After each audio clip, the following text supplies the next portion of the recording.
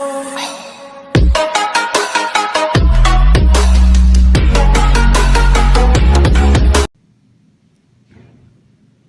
दोस्तों, कैसे हैं आप लोग। उम्मीद करता हूं आप सब अच्छे होंगे, स्वस्थ होंगे।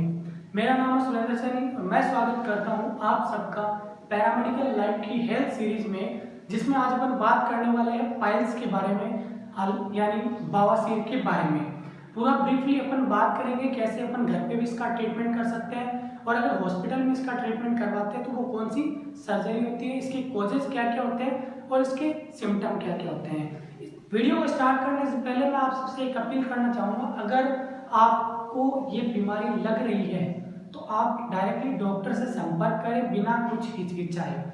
देखो, डिजीज एक डिजीज होती है, जब तक उसको अपन सहन करते जाएंगे वो एक बड़ा रूप ले लेती है, फिर अपने को ज़्यादा प्रॉब्लम का सामना करना पड़ता है। इससे बढ़िया अगर आपके नॉर्मल सिम्टम्स अभी भी आ रहे हैं तो आप तुरंत डॉक्टर की सलाह लें, या जैसा ट्रीटमेंट आपको बताया जा रहा है वो ट्रीटमेंट आप घर पे भी फॉलो कर सकते हो। उसमें आपको कोई भी टैबलेट लेने की जरूरत नहीं पड़ेगी। जैसा जैसा नॉर्मल जो होम रेमेडीज होती है अपनी, वह उस हिसाब से अपन ट्रीटमेंट कर सकते हैं। चलिए वीडियो को स्टार्ट करता हूँ। सबसे पहले जान लेते हैं इंट्रोडक्शन कि पाइल्स एक्चुअल में होता क्या है। पाइल्स क्या होता है? कलेक्शन होता है टिश्यू का और वेन का। टिश्यू और वेन, देखिए शरीर की बॉडी की फंक्शनल जो यूनिट होती है वो सेल्स होती है। दो सेल्स मिलकर टिश्यू का निर्माण करती है, या हजारों सेल्स या 5-10 सेल्स मिलकर एक टिश्यू का निर्माण करती है, और 3-4 टिश्यू मिलके एक ऑर्गन का निर्माण करते हैं, या 15-20 टिश्यू मिलके एक ऑर्गन का निर्माण करते हैं। ठीक है, टिश्यू क्या है? टिश्यू और वेन, वेन होती है अपनी नस। आम भाषा में अगर बोले नस, वेन होती है नस। नस और टिश्यू से मिलकर क्या बनता है? पाइल्स बनता है, जो क्या होता है? इन्फ्लाम्ड हो जाता है, स्वेलिंग यानी उसमें सूजन आ जाती है, वो बड़ा होता जाता है साइज में। ठीक है, साइज ऑफ पाइल्स, साइज जो पाइल्स की साइज है वो अलग अलग होती है, हर फीमेल में या मेल में अलग अलग पाई जाती है, जो कि इनसाइड एंड आउटसाइड, अपनी जो एनस होती है उसके अंदर की ओर भी पाए जा सकते हैं और एनस के बाहर की ओर भी पाए जा सकते हैं। अगली चीज देख लेते हैं कॉजेज ऑफ पाइल्स, कि पाइल्स होने के क्या क्या कारण होते हैं, किन किन कारणों से पाइल्स हो सकता है। देखो, एक पेल्विक प्रेशर जब बढ़ जाता है, पेल्विक प्रेशर मतलब जब वेट गेन इंसान का होता है, स्पेशली प्रेगनेंसी में। प्रेगनेंसी में क्या होता है? फीमेल का वेट गेन होता है। वेट गेन होने के कारण नीचे वाला जो पेल्विक प्रेशर है वो बढ़ जाता है।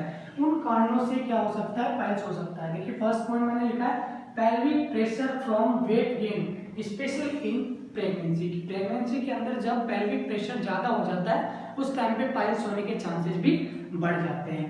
अगला पॉइंट है pushing hard to have a bowel movement because of constipation. जब इंसान की कॉन्स्टिपेशन रहती है तो वो मॉर्निंग में जब फ्रेश होने जाता है तो वो जोर लगाता है, मतलब पुश करने की उसको कोशिश करता है। ये भी एक पाइल्स को बढ़ावा देता है या पाइल्स की ओर इशारा करता है कि अगर आप सुबह के टाइम पे जब फ्रेश होने जाते हो उस टाइम पे अगर आप पुश करते हो, अपना खुद का जोर लगाते हो, उस टाइम पे आपके पाइल्स होने के चांसेस बहुत ज्यादा होते हैं। अगला है मोटापा। देखिए, मोटापा और पेल्विक प्रेशर दोनों का एक रिलेशन होता है। जब मोटापा बढ़ता है तब भी पेल्विक प्रेशर बढ़ेगा। प्रेगनेंसी में क्या होता है? प्रेगनेंसी में भी वेट गेन होता है, मतलब मोटापा बढ़ता है, तो उस टाइम पे भी क्या होता है? पेल्विक प्रेशर बढ़ता है। ऐसा ही ओबेस में यानी मोटापे में भी क्या होता है? पेल्विक प्रेशर जो है नीचे की ओर बढ़ जाता है, तो भी पाइल्स हो सकता है।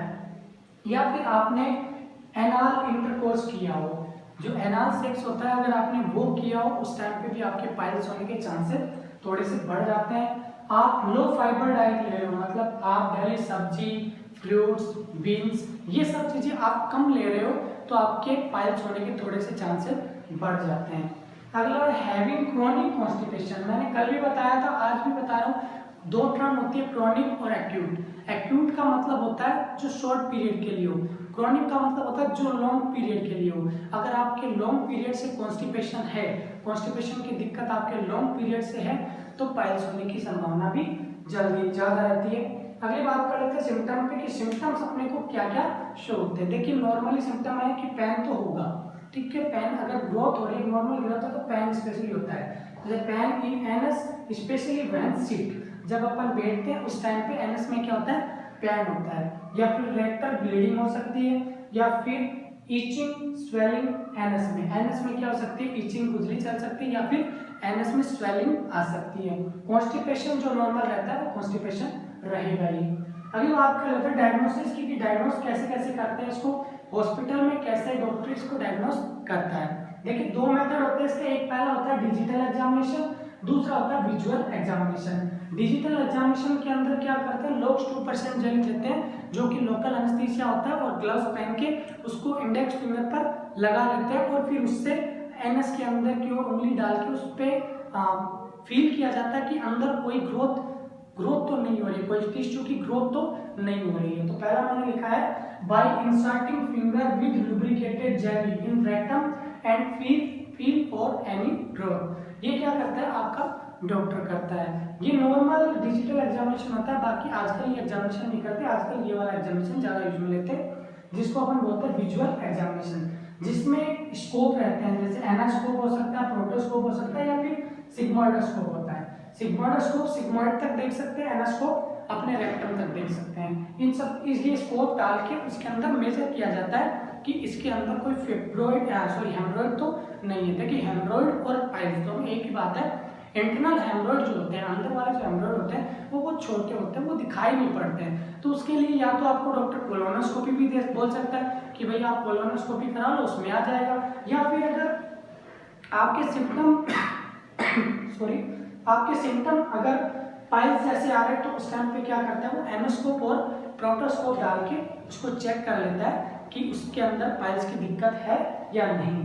अगली बात कर लेते हैं ट्रीटमेंट। देखो ट्रीटमेंट हॉस्पिटल में जो ट्रीटमेंट होता है वो डायरेक्टली सर्जिकल होता है। अगर आपकी नॉर्मल प्रॉब्लम है, ज़्यादा प्रॉब्लम नहीं है, उस टाइम पे आपको डॉक्टर इन सब चीज़ों में ही दिखेगा।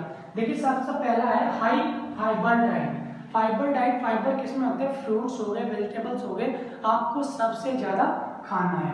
दूसरा इसी के साथ साथ में आपको लिक्विड बहुत ज़्यादा लेना है। पूरे दिन में आप 6 से 7 लीटर तो पानी पियो और उसके बाद भी जितना लिक्विड आप ले सकते हो उतना लिक्विड लोगे, उतना जल्दी आप ठीक हो जाओगे। दूसरा apply ice pack for reduce inflammation. 15 minute तक आपको क्या करना है, जहाँ पे पाइल्स हो रहे हैं वहाँ पे आइस पैक लगा के रखना है ताकि आपका इन्फ्लामेशन जो है वो कम हो सके।